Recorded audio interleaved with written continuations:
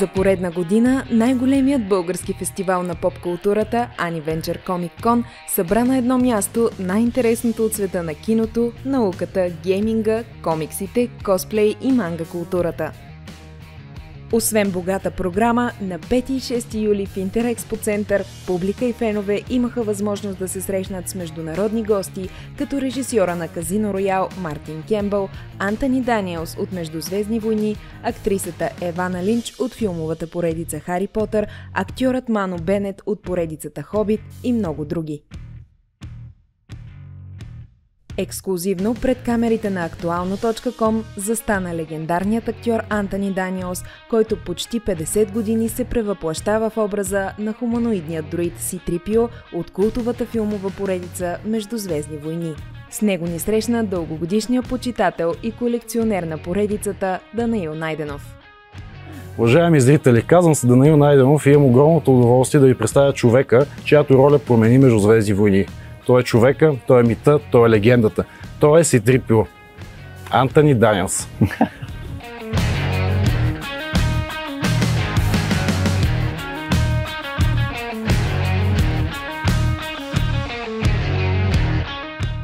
So, you have portrayed C-3PO for nearly 50 years. What was your first impression of the character when you read the script for A New Hope in 1976? I wasn't interested in playing the part until, of course, I saw Ralph McQuarrie's painting in George Lucas's office. I think there's a small copy of it here, because this painting, this two-dimensional piece of artwork, totally changed. You see, that was quite big on the office wall, and that picture completely changed my attitude. And then the next day they sent me a script. Every time 3PO came on the page, he was interesting, he was ridiculous, he was funny, he was afraid, he was different. I think fell in love is the wrong expression, but I liked this character because he was different. He wasn't a hero, clearly, he wasn't a villain. He was different. And so the next day, I went back to meet George and, here I am today. Not bad. Quite a journey. It's perfect. Speaking of villain, I have a question for you. Do you ever wish you could play a different character in Star Wars, perhaps even a villain? I always wanted to play a character who wore clothes in which they could sit down, eat, drink, rest, go to the men's room. Apart from that, villains are always attractive as characters, and being English, often villains are English. Americans like it that way. It's all history now, so I'm very proud to have been able to create him. So maybe that's enough for one person. Perfect.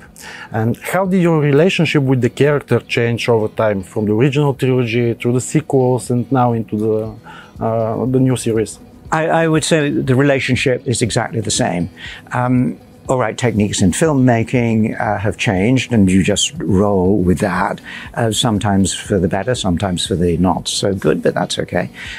The fact that I have been able, physically able, mentally able, over nearly 50 years to carry on the same thing, the same character, is quite a gift.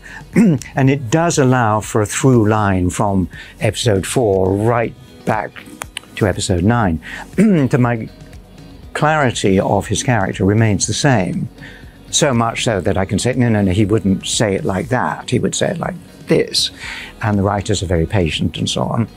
And of course, in episode 9, Rise of Skywalker, I loved the fact that they wrote, contrary to his I am fluent in over 6 million forms of communication and can translate. Suddenly he refuses to translate, and that was a very clever piece of writing, which I didn't think of, but it made me laugh a lot. So, did you learn the Sith language at all? Do I? What? Did you learn the Sith language? No, I couldn't. No. I'm not allowed to. Yes. It is forbidden to speak in Sith. Absolutely. Just saying. So, speaking of filming Star Wars, what's something about the filming of the series that the fans almost never hear about but you think that we, the fans, should know it? Well, that's difficult. What did surprise me on set, and I'd never been in a film before, I'd been in theatre and television where everything is prepared, rehearsed, and then you're on a film set, so action, and suddenly people are shouting instructions, you know, move a little to your left, no, other left, you know, that kind of thing.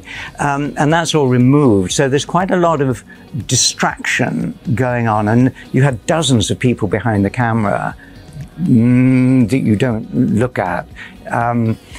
And I admire actors who have their face showing, that there's so much stuff going on that is removed. And now, of course, things are removed digitally. So if there is a coffee cup by mistake in the middle of a Roman forum, that can be digitally removed and so on.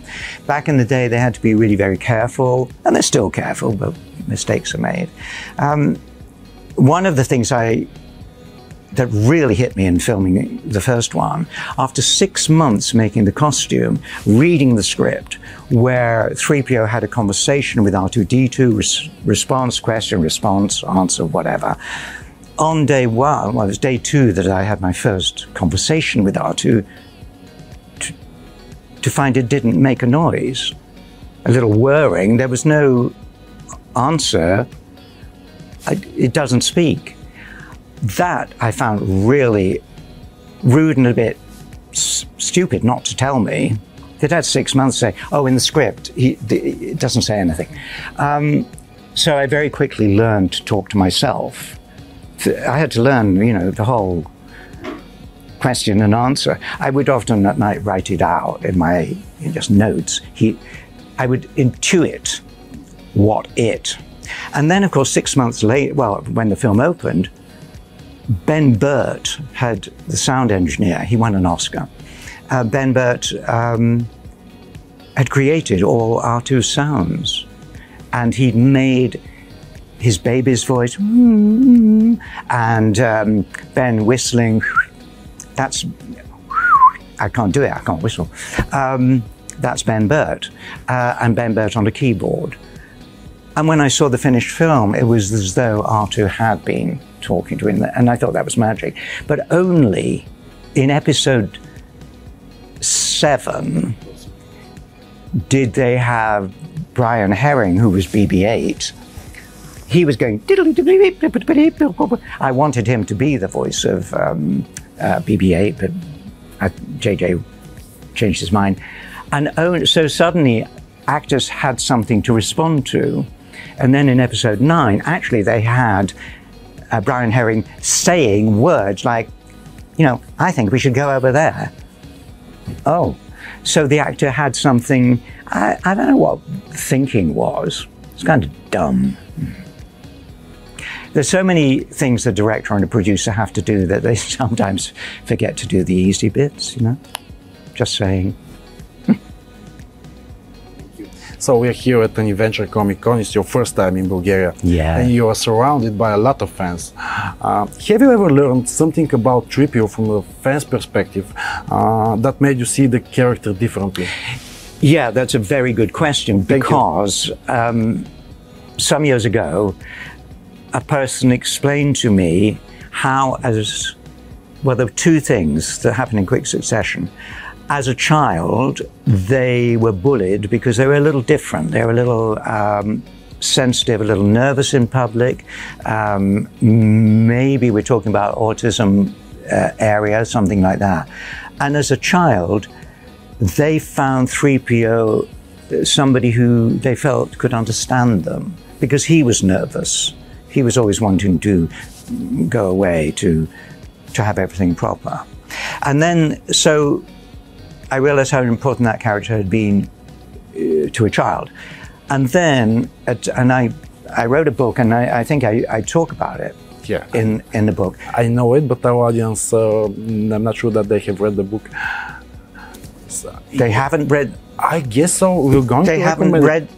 I have read, and this is not maybe, but the greatest book I've ever read. So I think I talk about it in the book, but I met an ex-soldier, retired soldier at an event, and he talked about how when he was in the American Army in the Iraq War, how when he was off duty, he would go to his tin shed and watch Star Wars, because then he could forget all the horror that he was seeing out there. It became a refuge for him, and he became so emotional. He became very emotional, and I realized what a place of safety for many people, war, family background, whatever, that Star Wars, George Lucas had created a thing of which I was a part, that people could enter, forget about the world, shut it off, enter that world and relax into it and feel safe and secure. And I think it was possibly the first film that really did that. I don't know. Can we say that your meeting with this guy, the soldier, is the best fan encounter, the most memorable fan encounter you have ever experienced? I would say that, yes. Great. Because it gave... Star Wars sort of is about entertainment, but that encounter made me realize there's a depth of a different kind of interaction, not just about laughing or being surprised. It gave a more meaningful quality to the film than I had ever realized. Nobody is going to say that to you on set, but a member of the audience, and he's not the last person to talk in that way. And then yesterday, somebody said, "Thank you for my childhood." And they said, "I bet you've heard that a million times." And I said, "Well, yes, I have actually, but you know what? For you, it's the first time, and it's important you say that. And for me, every time, it touches me." And one last question. If you could send just one question, just one message to your younger self back in 1976, what would this message be? Just one message, or a sentence, or a word. You never know how things are going to turn out. Perfect. Thank you very much. It was such an honor to speak with you. Thank you very much. Fun. Днес, близо 50 години по-късно, Антъни Даниелс остава неразривно свързан с образа на C-3PO не просто като актьор в костюм, а като човек, вдъхнал човечност, хумор и страх в металното тяло на един от най-разпознаваемите герои в историята на киното. За актуално.com, Данаил Найденов, Дамян Петров и Александра Йошева.